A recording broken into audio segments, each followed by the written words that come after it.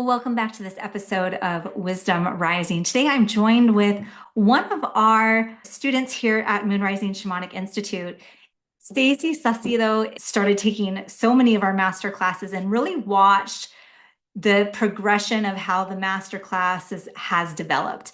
And so I wanted to bring her on today partially to kind of interview me for how our next variation of a master class is going to go, our 3-month She Who Rises course, because she has watched it turn in from intro to tantra to a 5-week She Who Rises course to She Who Speaks, a women's communication on sexuality course, to now this. And so as she's taken the courses, she's gone down the rabbit hole with me and has watched me continue to respond to students' interests and needs.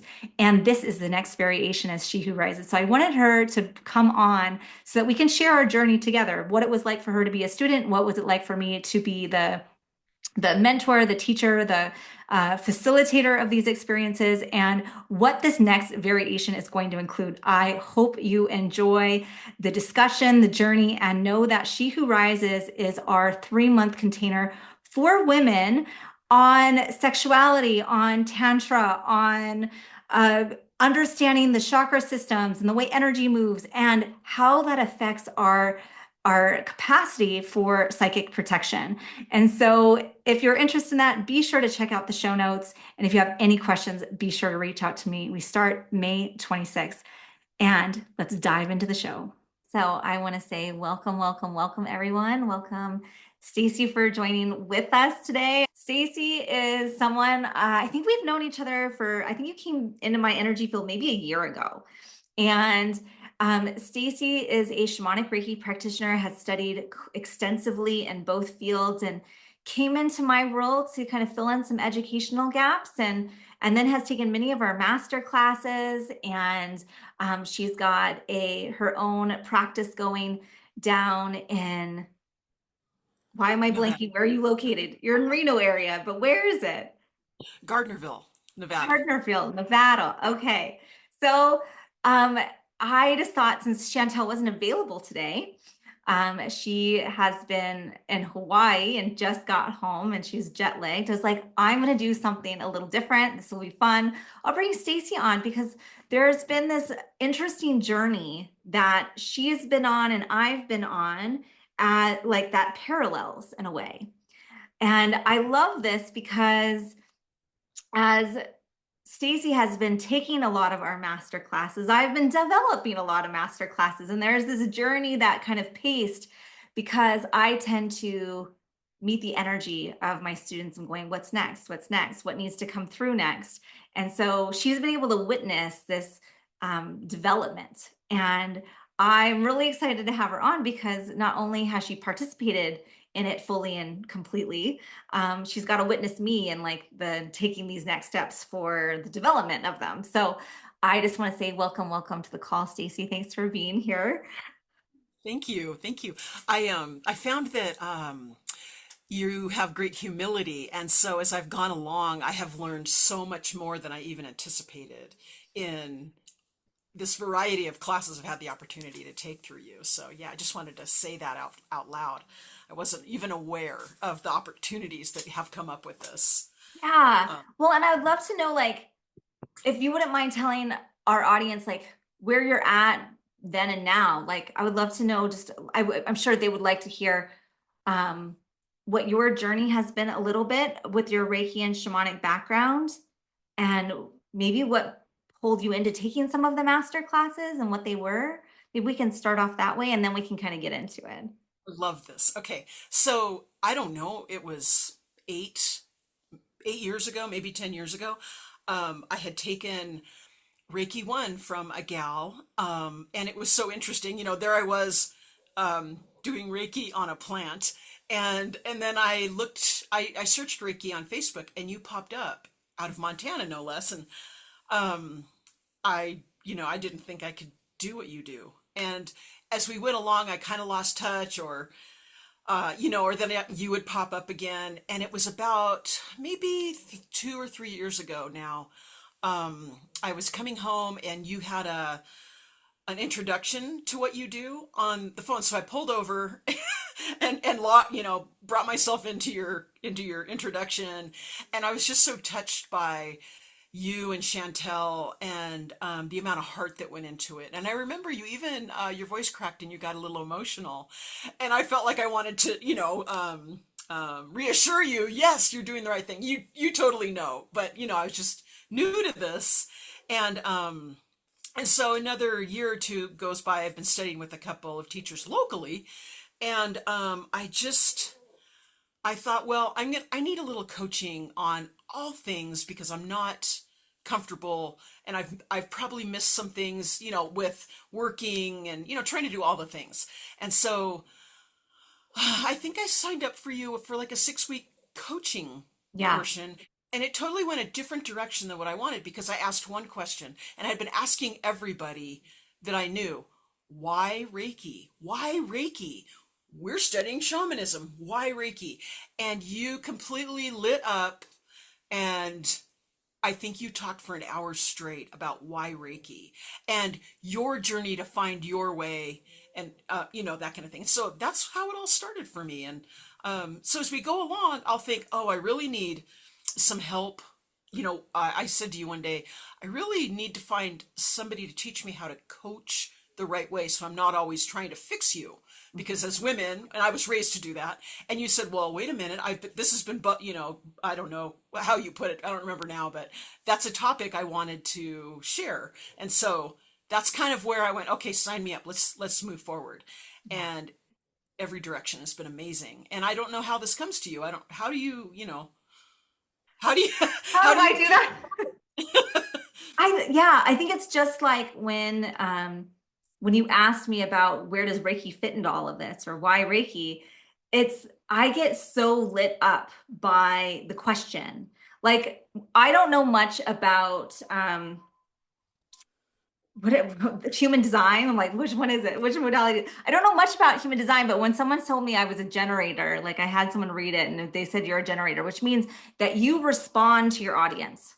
You don't take action until a question is asked of you, right? And so part of it, I feel like it's always been, I know that everything that happens in my life, no matter how shitty it is or how hard it is, it's a golden nugget for me to share with the world, right? And so I keep finding, like, I don't feel like I have an easy life. I feel like there's always life is lifing in some capacity, right? And it's all for me to transmit, to alchemize and integrate so that I can offer it over, right? And so I think that's where my passion comes from. It's like I have had such miraculous experiences with Reiki, even recently. Like here's a little side tangent story.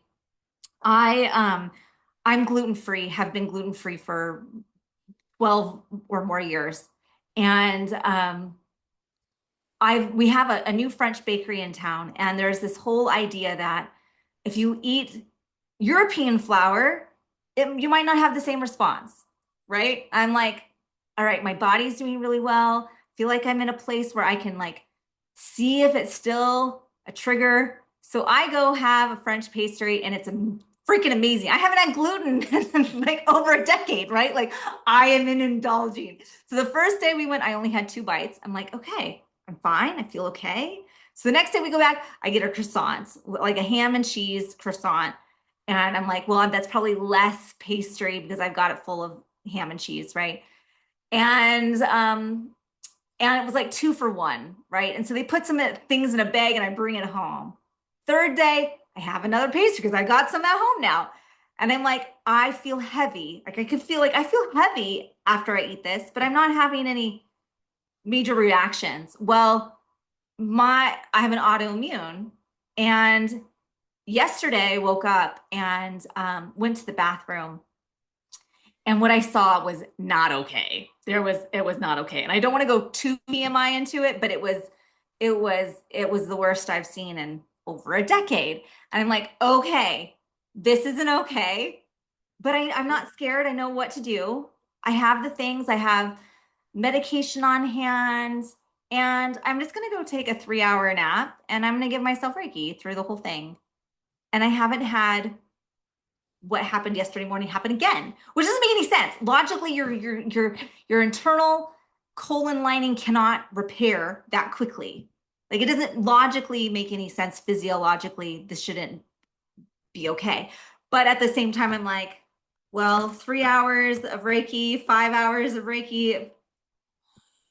I was fine this morning. So I'm like, I love Reiki so much because it does this. It's this huge thing. And the more we see science come out of like, there's something to this, there's more something to this. So, and I feel the same way around shamanism. It's like shamanism has been around for the ages. Since humans existed on this earth, there has been shamanism. There's been the spirituality connected with nature. There's been animism, right? And so as we connect into this energy of recognizing what's around us, it like you see it show up in your everyday life of like, I'm not alone. I have all of these energies around me. I have this power source beneath me. And so combining Reiki and shamanism to me just makes sense. One energy is moving up from root to crown. The other energy, Reiki, is moving from crown to the earth. So it's like, if you can master both these energy flows, it's freaking fantastic, right? So I get really heightened by feeling the energies, knowing that I have the tools in my toolbox for myself and to help provide them for others, and doing it for, over 2 decades. And I'm still young. Like people look at me and they think I'm young. And it's just because I had a really early start. And so I love it. And I know that my purpose is to teach, right? Like my life's so I can teach. And when I can just accept that life is going to life on me and I'm going to have hardships, so that hopefully I can find my own internal wisdom and receive the external wisdom and like let that alchemize, like I will be able to give gifts to the world. Right. And so I follow those nuggets. And when someone comes to me like, I need to know about this, I'm like, I just light up. I'm like, ooh, let me tell you what I know. That has been amazing to watch, definitely.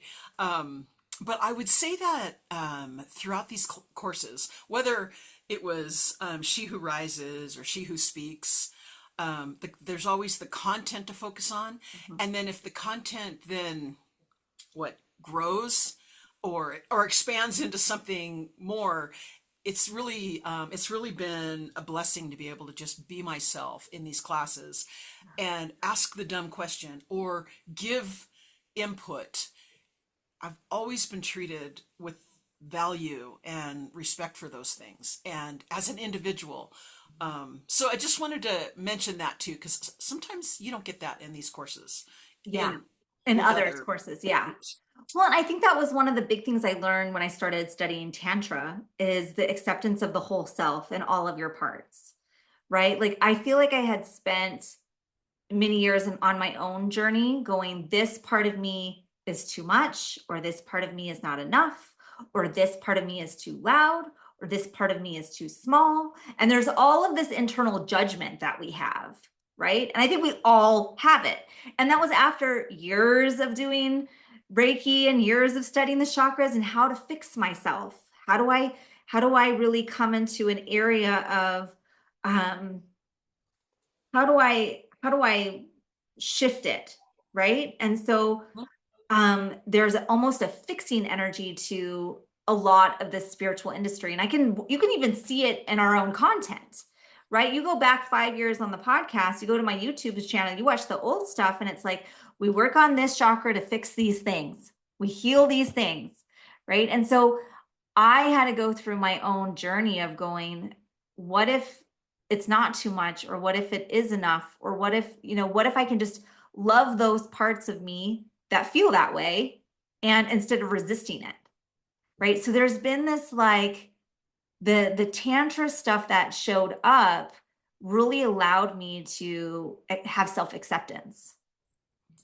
right? And I think that's like when we can come into a space and I can give that, I want to invite people also to be like, If you're going to show up and you're a hot mess, show up as a hot mess. If you want to show up and you want to be quiet, be quiet. You want to show up and be tearful, be tearful. If you want to show up and be angry and you have things to say, let's hold space for that too.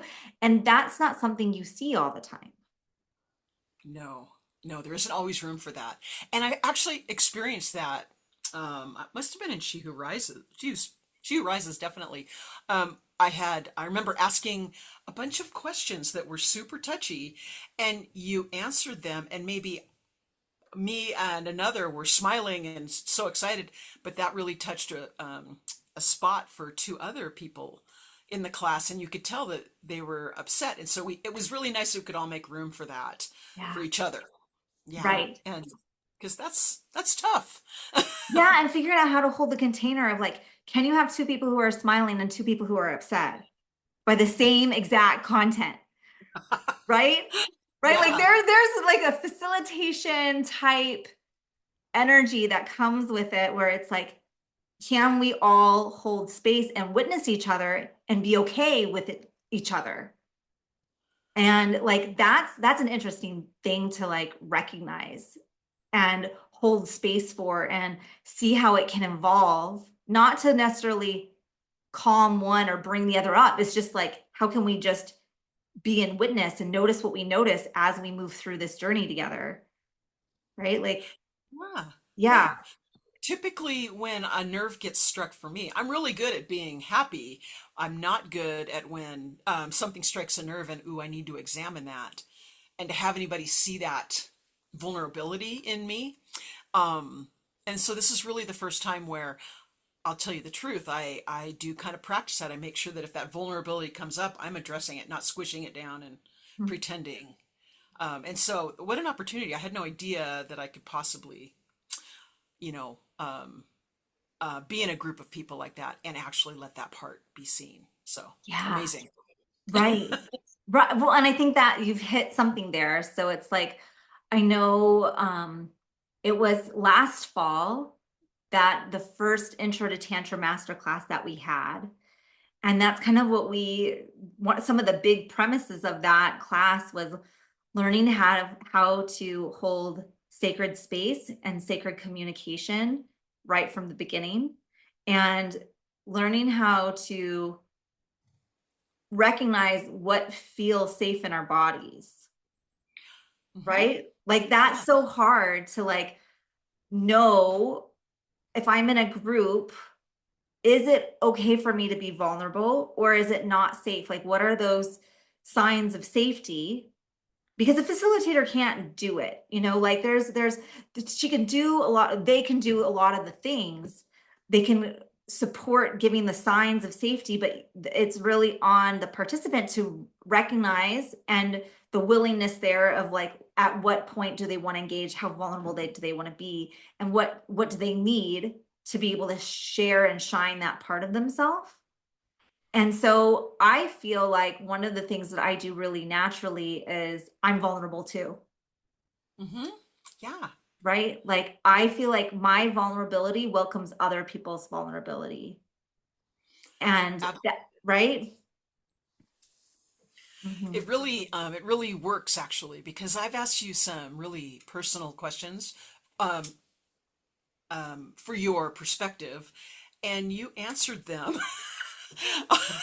vulnerably. Even this morning, I asked you a question, and you were so honest about it. Instead of putting a professional, happy spin on everything, it was nice to see that you're human too, Right.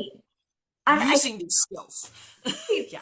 right. Well, I think that's it. Like I don't want to be a practitioner that's just all love and light and then that's all I'm radiating, because that's not being human, right? So if we're both human and divine, how can we embody both? Yes. How can we That's real. alchemize the both of it? And it can definitely give, for me personally, there's a lot of dissonance there of like, let me just be this cosmic divine being. I love going there, right? And then you have the humanness of the world of like, I'm a participant in my household, I'm a participant in my community, I'm a participant in my town, I'm a participant in the this global mess that we're in, right? Like, it's like, how do we actually bring them together? And it's, I'm okay saying I'm on the journey too. I'm still trying to figure that out too. And this is where I'm at, and this is what I know, and this is what's helped me, and in self-acceptance and self-love, and my own journey of like, here's the information, here's the data, you know. So we went from an intro to tantra class that was a 5-week journey with, and my partner was with me, Jim McDonald, taught that class with me, and it was our first time teaching online, and it was the first time it was the first time I was teaching some of that content. And some people didn't necessarily realize, like, I hadn't actually taught certain topics in that way before, and he needed to step up, and we needed to also be equal and all these things. And doing things for the first time that seems a little edgy can be hard, right? Like, I remember having, like, on the day of the first class, we were flying home. I don't even remember where we were, but we were flying home. And I remember I had just a full-on breakdown in the airport. And, you know, I am tears and I'm emotional and I'm all of these things. And Jim's like, you're gonna be fine. It's just like anticipatory anxiety. And he's also like, and be all of that. Just be your hot mess right now. And you know, we can practice and we can do the things and we can have sacred space beforehand. And like, and, you know, I think having that level of support from my partner to kind of push some of my own edges, but in a really beautiful, healthy, healing, contained way. It was really interesting to go from, I'm doing intro to tantra. This is a little edgy even for me. And then going, but you know what I love, love, love to do? I love women's work, and I've been in it forever. You know, I got my Reiki training at a birth center of all places, where I was apprenticing as a midwife and getting trained in Reiki. And so that's that very unique background. And I remember when I was at midwifery school and we were writing reports, like I think I had only had sex one time at that point, and I was writing a report on best sexual positions for pregnancy. Right? I'm like, what am I doing? Like, I look back at that and I just think I'm so funny how sexuality has always shown up and been highlighted. Um, Even when, like, I ended up getting, I was a sexuality education facilitator training 13 years ago in a program called Our Whole Lives, meaning there's a philosophy that we are sexual beings from the time we're born to the time we die, and everything in between, all of it, we have a sexual aspect of ourselves. And so I did this huge, I traveled for this training. I was breastfeeding my daughter. She was all colicky. Like, I still did all the things. So it's like, I've constantly had this sexuality piece show up, and women's work, right? Like, I love talking about stuff with women. Like, that's easy for me. So I was like, okay, we did the intro to tantra, and then I was like, but I want to take it deeper. Like, the intro to tantra really was about sacred space, sacred communication, the 3 keys of tantra, the breath, sound, and movement, and then really understanding, like, how do we create our sacred sex life, right? That's it. That's the 5 weeks. And so I was like, I want to do more than that. Like, do women even know that they can be multi-orgasmic? Do they know their pleasure points? Do they know these different types of orgasms? Do they know? Like, I'm like, I'm like, this is the stuff that I would feel easy teaching, but it's not in that course because it's just not long enough to cover it all. And so I put together the first version of She Who Rises was basically on that. It was like, let me bring some information forward to kind of challenge concepts, to open and awaken to new ideas, and just notice what you notice. That's really like the tantra of it, is notice what this brings up for you. Notice where your edges are. Notice where this is a curiosity and I want to explore that, or this is on my edge of my comfort zone and maybe there's a boundary there. I don't want to hear about this, right? And so being even in the class was an opportunity for people to feel into, notice what you notice. What does this bring up for you? And as all that stuff percolated up, by the end of that 5 weeks, everyone was like, we're not done. We need to talk about this. Which Yeah, then didn't we extend? We extended another we, 4 weeks or yeah, we something. extended it 4 weeks, and that's what She Who Speaks was. I'm like, okay, no more education. We're just going to talk now. We're just going to talk about stuff. And it was just this beautiful progression. Yeah, and I remember getting ready for those classes, and then they would be over so fast. The conversations were amazing, the topics that came up, the sharing, amazing sharing on all topics, and no judgment. Right. People learn not to be judgmental. I learned not to judge myself or anybody else. It was amazing to be so open-hearted and so excited. And that hour and a half went by so fast I couldn't wait for the next week to go. Right. And I think that's it. It's like, if we can accept ourselves as women and that all women are different and find pleasure in different ways, or what we're available for and what we're not available for, or recognizing that we all have our own different stories of trauma, sexual assault, all of these things, like it's learning, like someone might come in from this angle of this is what my sexuality is because fill in the blank, and someone else comes from a very different perspective with this is what my sexuality because, and going, y'all are beautiful women, you're all beautiful people, and we can all accept where we're at, and each person gets to decide what their next steps are, what their growth areas are, and do you want to grow? Are you available for expansion in these areas, in these realms? And maybe just talking about sex is edgy enough, right? Like that is in of itself can be very growth inducing. Yes, absolutely. It was for me. And my partner too, for the first class with you and Jim, and then when you focused on women, that was amazing. And then I might actually bring a bunch of that information out to the living room after class and talk about it with my husband. It was really fun, but also an amazing opportunity to grow and maybe in topics that I just had suppressed because that's what we do in this Right. culture. Yeah. Exactly. The cultural suppression is not to talk about it. It's so taboo. And it's been I think that's always something where I think here at Moon Rising, we're always kind of trying to find where those little edgy taboo points are. Like I remember having a podcast interview probably like 5 years ago, and it was on Reiki and sex. And that just like the amount of energy, backlash, everything that was thrown at that, I'm like, that's exactly what I want. Like, right? I want to talk about the things that are just going to be like rifle feathers enough to go to self-reflect. Like, why am I getting upset by this?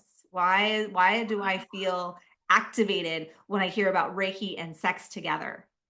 Right. And so because we in our culture, it's often we're taught that sex is dirty, sex is bad, right? And so putting sex with Reiki was a conflicting dissonance in our mind, right? When what if sex was holy? What if sex was sacred? Now Reiki sex is something that can be combined.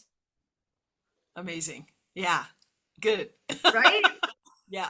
Yeah. So that's why I'm always kind of like, let's play with what do we think about these concepts? What do we know about them? Where did we get the information from? Is that information that's supporting our growth and expansion, or is that something that are holding us in a constricted energy?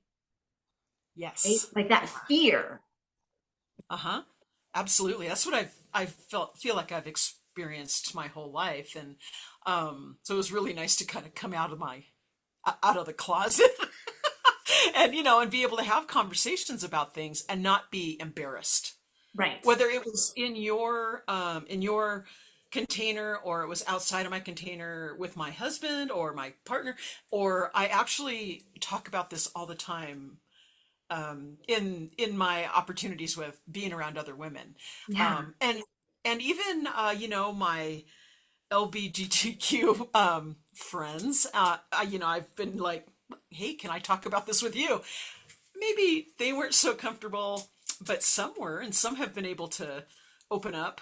I So love it's that. been, Right? yeah, Yeah. Well, and I think that's it. It's like when we finally are like comfortable with the topic in ourselves, and that curiosity is leading us. Like, what do you feel about this topic? What do you know? Like, I want to engage with people. So it yes, was like I was out camping this last weekend, and I remember there was conversations about sexuality popping up here and there, and someone actually came out during our camp trip, and then she like disappeared. I was like, I wanted to talk to her. Right. But it's kind of like, I just like, can't we all just keep our clothes on and talk about sex? Like, that's just what kept coming through my head. I'm like, I just want to keep all of our clothes on and have the conversations. Like, I think talking about it, talking about taboo topics, talking about things that feel edgy in practice can be softened by just talking, right? yes. A little bit of vulnerability and here's what I experienced, or general interest in whatever's being introduced by somebody. That's the part that I've loved and learned so much from, and maybe modeled what I saw with you as an accepting and non-judgmental place. With bringing topics up like this and being comfortable with myself, because that was huge. That was a Right. huge transition to be comfortable. Right. I think that's it. I think that's like that's huge for so many of us, and we can stop judging ourselves of this is what I like, this is what I desire, this is what my fears are, this is what my boundaries are. Like all of those are very tantric practices of just getting familiar with yourself and what it is that you desire, and being able to communicate those desires, those fears and boundaries with others. Right. And I think that's a practice. Yes, it is, isn't it? I know I've been looking forward to the next class because I've kind of gotten a ways from that because life comes in, right? It's whether it's mowing the lawn or getting the groceries in the refrigerator, or sometimes you lose contact with a lot of people because of all the things you're doing, and then you lose contact With yourself. with yourself. Yeah. Yeah. Yeah. Yeah. And so basically, just to kind of give everyone the framework of how it kind of evolved, it went from intro to tantra with my partner, which we've now held twice, and we hope to do it again. So if you're interested in having an introduction to tantra on sacred space communication, breath, sound, and movement, and really how to create a sacred sex life, that's going to be available again in the future. My inspiration would be like, I want to have a women's class and take it to the next level, which we did. We had a 5 week She Who Rises where everyone at the end of the 5 weeks was like, well, we're not done yet. Like, literally everyone in the class is like, can we have more? What's your capacity to do more? And at that time, I had 4 weeks more on the calendar that I could add in. So we did another 4 weeks and we called it She Who Speaks. And I brought in topics for conversation every week. So we created a sacred space. I would bring up a topic and then we would talk about it. And then at the end of class, we would do a somatic movement therapy. And that really helped with the integration piece, right? So I feel like the first 5 weeks of She Who Rises was a lot. I feel like it was a lot of context in 5 weeks. And then we really needed those 4 weeks to integrate it. We needed to talk about it, to feel into it, to move into it, because there just wasn't time every week to do all the somatic practices too. And She Who Rises. So that's been going on. That's what has kind of led us to this point where now I had someone local, and I teach a feminine activation class here every Wednesday morning. And in that class, we do a brief sacred space ceremony. We do a rose share where we really get to connect with one another as women. And then the majority of class is the somatic movement piece. Sometimes it's yoni yoga, some where we're like using yoni eggs. Sometimes it's breathwork practice. Sometimes it's different kinds of meditation. Most of it's some type of like focusing on the energy movement within and around us, right? And so we do these really tantric yogic exercises, and then we close space. And so one of the women who's regular there approached me and she was like, what about psychic protection? How do I understand? How can I help myself and others in psychic protection? Like so there's this piece of we need to meet these two together. We need to marry these two concepts together because a lot of people may or may not realize this, but one of my areas of specialty is intrusive entity removal. It's in ghost work. It's in demonic depossessions. It's in like all of this, pretty quote unquote like scary stuff. And I've been doing it probably 10 years, and so working with ghosts, helping ghosts cross over, connect, and so it was really interesting. So I have one of my regular students who are like, I want to understand this. I want to know, I want to learn about psychic protection. How do I break curses and all these things? And then I literally have had a string of these types of clients, ghost, intrusive entities, like back to back, like 3 right in a row. And I haven't had that in many years, not like an intensive, like this 2 weeks, we're going to have 3 or 4 clients all on the same topic. And so I was like, okay, hello, I hear you, like the sign from the universe. Like I hear that this is something that I'm supposed to bring forward. And because as soon as I had the question come to me of like, what do we do for psychic protection? I'm like, this is what we do. We do the feminine activation work.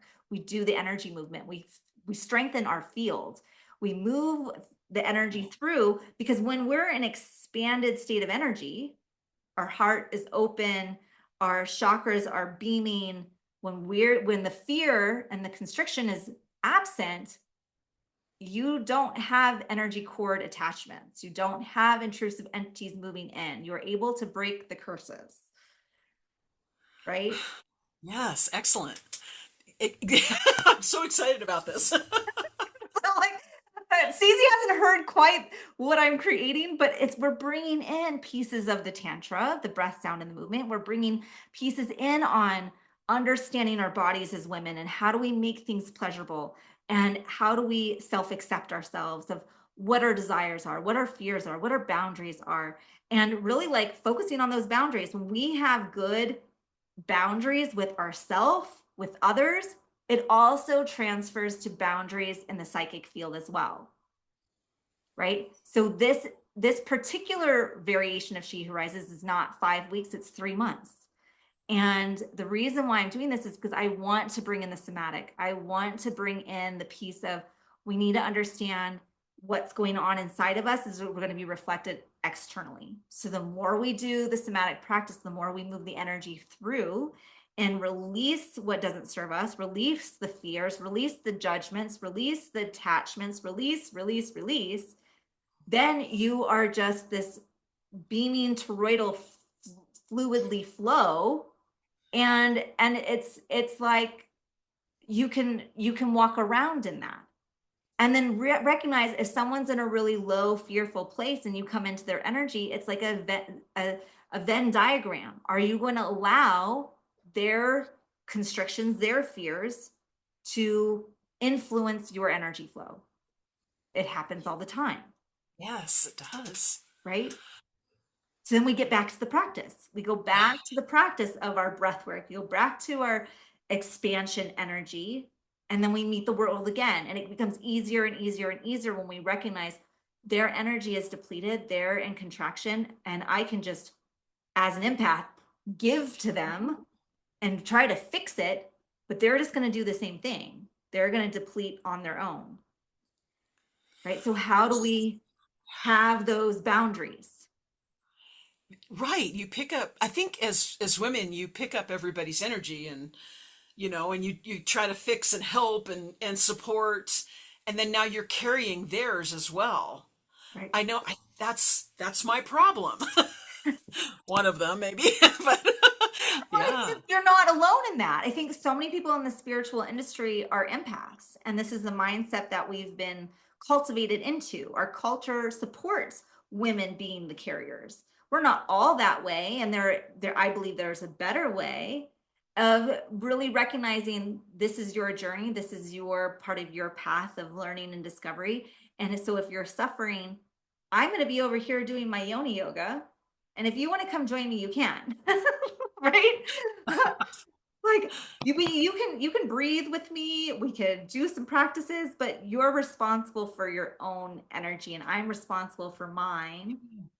And so when shit hits the fan, because life is going to life, what do we do about it? Right? And so we can wallow in it, we can stay in it, and you can self-accept in that. Like, I don't think that's also like when we come from a non-judgmental point of going, I am a hot mess today, and I'm going to be a hot mess today, and I'm going to cry today, I'm going to be angry today, I'm just going to be in my emotions, and I'm going to love myself and allow it. But we're not getting stuck in it, right? It's we have to recognize, like, yeah, here's our zone of tolerance of like, this is what I'm comfortable in, this is my comfort zone. And when we get into those hyper aroused states of anxiety, of overthinking, like, can we move back into a zone of tolerance? Like, how do we not get stuck? Right? And versus a hypo aroused state where we're on the depressive end, where we're freezing up, where we're not engaging, we don't want to get stuck there either in depression. Right? Yes. Yes.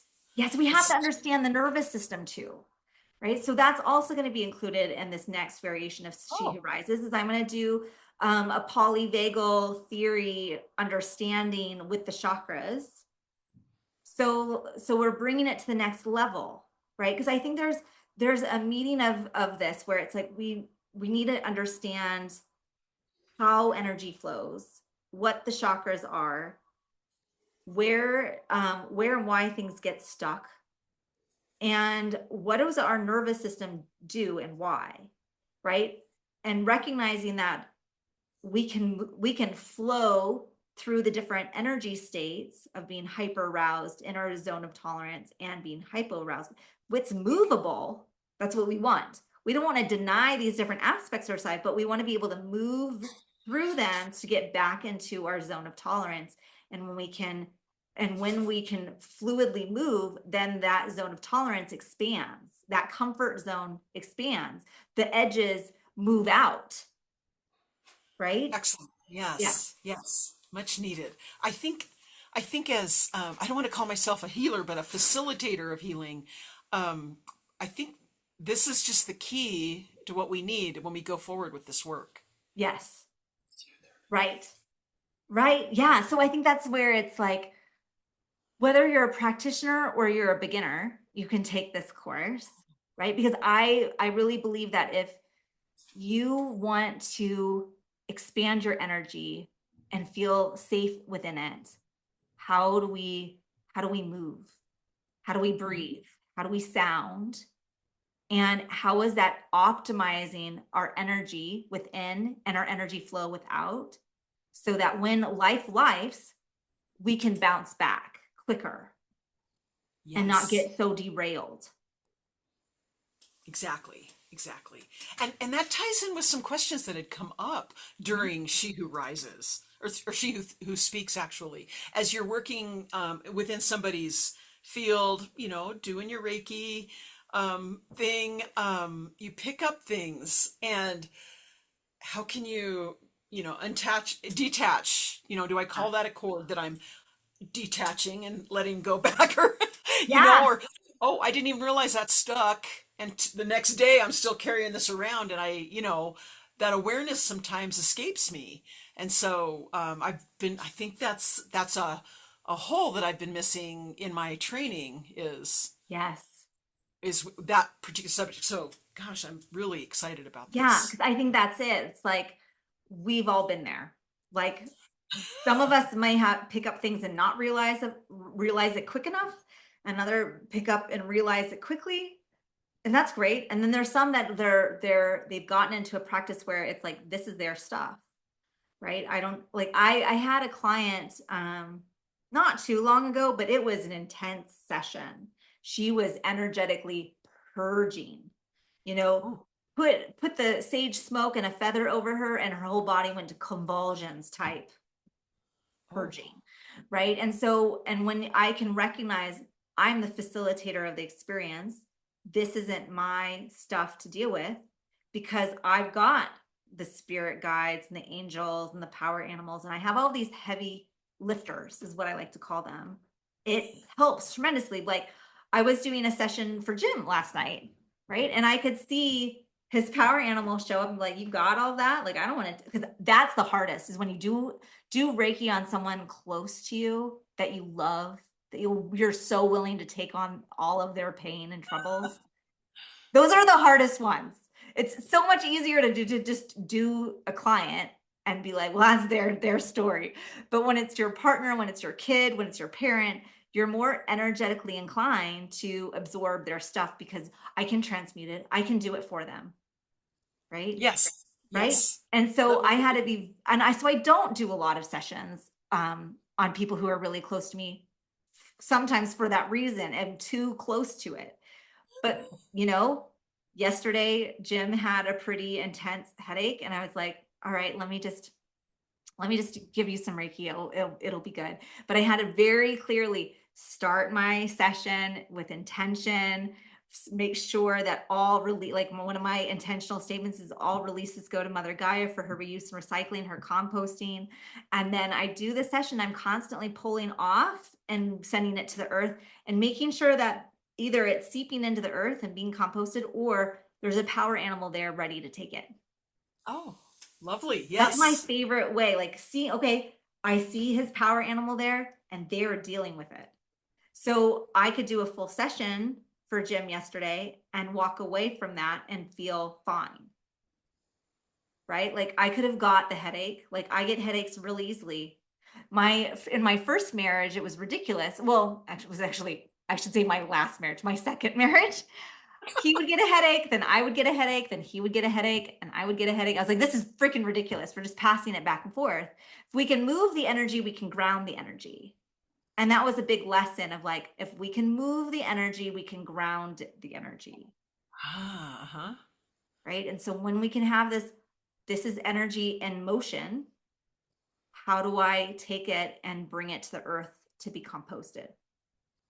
Yes. Yeah. Uh-huh. Yeah. Mhm. What other questions came up for you? Do you have anything else for me? Um, I think that I just wanted to make sure I hit on a couple things. I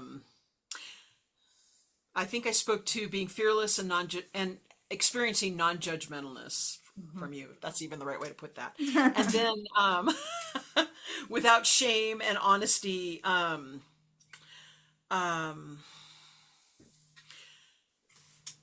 so my observation is that there's this constant expansion for you. Mhm. You meet your life's challenges, but you still continue, you're still able to expand instead of going to that um, victim mode.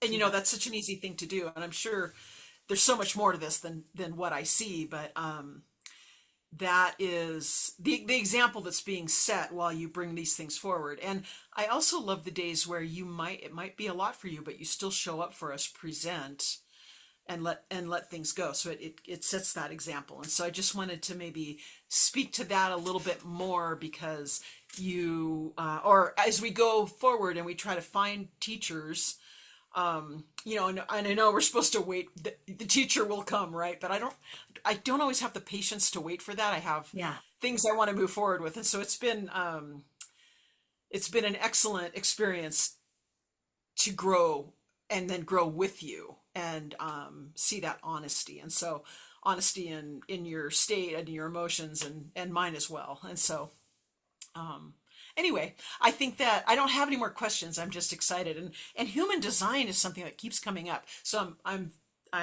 super curious about that. Yeah, that's Uh, something I can't teach at this point at all. But I do have a really amazing gal who does reading. So if you want the contact, let me know.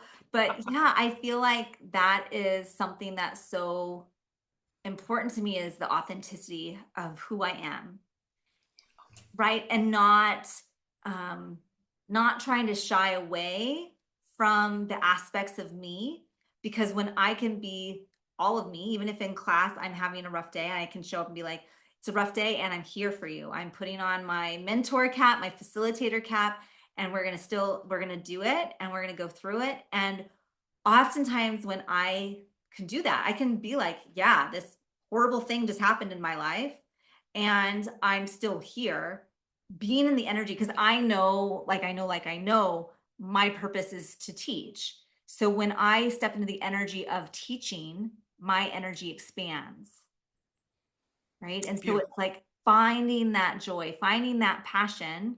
And so even if I'm having a rough day, when I step into it, it's like the alchemization is happening because I'm getting expansive by doing the thing, and that is my purpose. Beautiful. Yeah. Yeah. Right. Nice. And so Uh-huh. we're constantly finding those places and spaces of what puts my energy into an expansive state. Right. So yeah, there's a lot of different somatic practices that we could do. There's a lot of Osho meditations that we could do. There's a lot of, breath work that we could do. There's all kinds of practices that we can do to flow the energy, right? Like one of my favorite practices that I've done my whole Reiki career is microcosmic orbit, where we envision an energy flow moving up the back, circulating up the top to the top of the head, and then exhaling, visioning it going down the front of your body. So it's external. You're watching this energy flow moving up and then down. So it moves down past the perineum, like through your legs, up your tailbone, up your back, and exhale down. So you're breathing up and you're breathing down. And so this is that mirroring of those two energies. What energy is rising from the earth up? What energy is coming from the divine down? And how can I breathe with it? Right. So this was part of Diane Stein's Essential Reiki that came out around 2000. And it was the first Reiki book that published the symbols. Now, the book itself has a lot of great information and a lot of information that I don't like. So I'm just going to put that out there. And as it was pretty much the first published Reiki manual with all of the pieces, it became like the standard in the early 2000s, which is how I got introduced to it. And they had these other practices. This is a Taoist practice, a breathwork practice. It has nothing really to do with foundational Reiki, but it's an energy movement practice that the author thought she would include. Right. And so that I feel a lot of like that same essence of how I come to Reiki. Like there's the Reiki energy, but there's this energy movement. How can we bring in energy movement?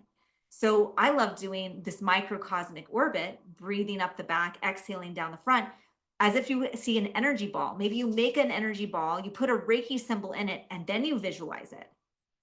Now I'm marrying two concepts together. Now it's a Reiki experience that let's say you have the chokure floating in the ball, and as it moves over the front of your body, it's healing the chakras from the front side. Inhaling up the back, now it's healing the chakras on the back side. And it's moving, right? And so I've been doing this energy practice for 2 decades, more than 2 decades. And when I first got introduced to tantra, I saw the example of it done in a feminine way for the first time, meaning we're going to undulate our spine to move the energy flow up the back, exhale down the front. But now we're in motion. Our body is in motion. And so many of the Reiki traditional practices, straight back spine, don't move. They're masculine, right? And so when we can bring them into a feminine movement of where is the energy and how am I moving my body to bring the energy up, it changes the dynamic of the same concept.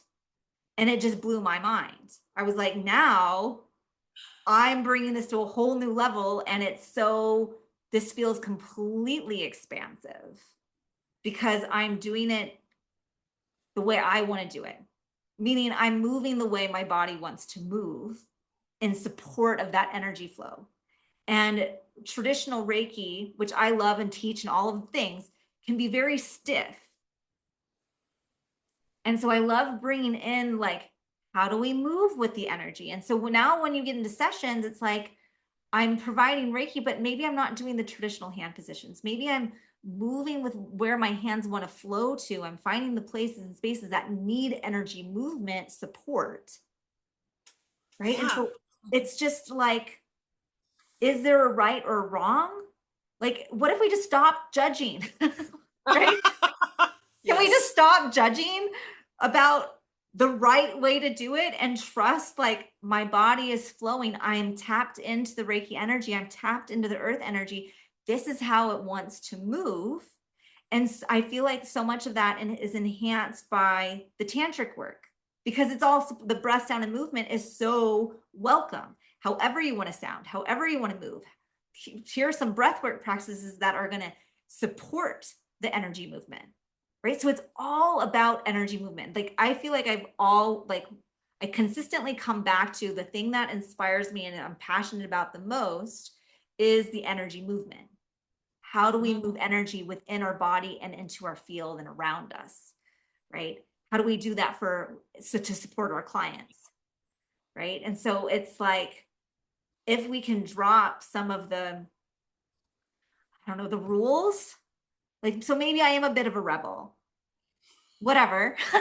Like, that's not new news, right? So it's kind of like it's an invitation of like, can you do it for yourself? Like, that's always the first step. It's like, we all have energy within us. We all have attachments. We all have things that we might want to release that don't support us, the limiting beliefs, whatever it is. And how can I say yes to moving through that energy so it doesn't get stuck? Excellent. Yes. Yes.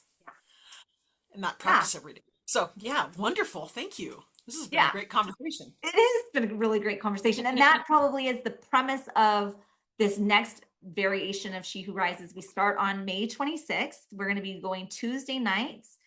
After each 4-week module, there's going to be a 1-week integration week. Oh, And so we'll be getting into the energy flow, the nervous system, the psychic protection, the somatic exercises, like all of that's included. And there's 2 weeks of integration in there so that you really can review, feel out feels. Can you do practices on your own? Like, can you continue it? Because that's the trick. It's like you can come to class and you can do the exercise, but when do you make it a priority for yourself outside of class, yes. right? So everything that I do is like these are bite-sized little kisses of something you can do for 10, 15 minutes and see how your energy shifts very rapidly. So I'm really excited. It's going to be great. I feel like this is exactly how I want to spend my summer and know that because we have those integration weeks in there, I mean, that's one of the reasons why we're doing it on Tuesday night. So hopefully we're not hitting any major vacations or things, but know that the integration weeks are catch-up weeks too. So if you're gone, you can catch up. If you need to check in with me, we can, but the calls are 2 hours long. So we have plenty of time in class to feel the things, do the things, and there's the pre-recorded lessons. So you're watching at home. Some of those lessons are going to come from the Intro to Tantra coursework. Some of those classes are going to be from the previous variation of She Who Rises, right? And so we're having some of this other information come in. And some of the information is on chakras that I've pulled in from Soul Rising, right? There's all of these pieces that I'm like, what do I want my students to know so that we can bring it further in the in-person portion of the class? So there's your little